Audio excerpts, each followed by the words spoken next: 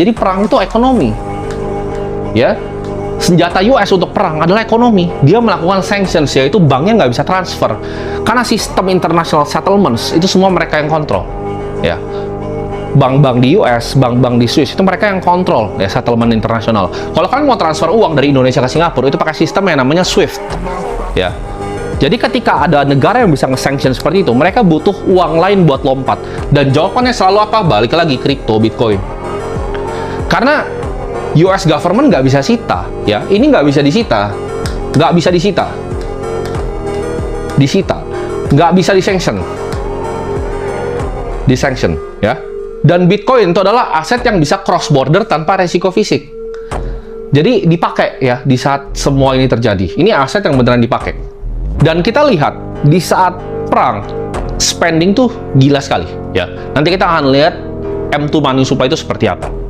Oke, kita lihat di sini. Ya, ini adalah chart dari global M2 money supply. M2 money supply apa? Adalah jumlah yang beredar, uang yang beredar. Ini M2 global ya. Ini bukan cuma US, tapi semua total uang yang dicetak. Kita bisa lihat ini adalah di garis yang putih ya, dan ini adalah indeks dari S&P 500. Jadi kalau kalian perhatikan ya, dari sejak 2018 bahkan dari sebelumnya ya. Kalau kita ngomong di sini dari 2016 ya. Ini mereka banyak tracking ya. Mereka mirip sekali. Jadi jumlah uang yang beredar dengan kenaikan indeks public equity di Amerika itu similar. Dan kalian perhatikan ketika terjadi eskalasi ya, kalian lihat nih ya, COVID ya.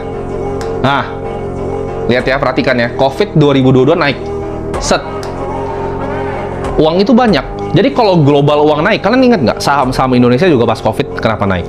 Karena saham-saham Indonesia banyak dipegang oleh asing. Ketika indeks dari asing banyak yang bisa masuk, uangnya masuk nih, perhatikan, ya. Jadi uang itu dicetak banyak sekali. Kalian perhatiin nih, ini 2016, 2018, COVID, ya, ini COVID. Oke. Perhatikan eskalasi tadi ya.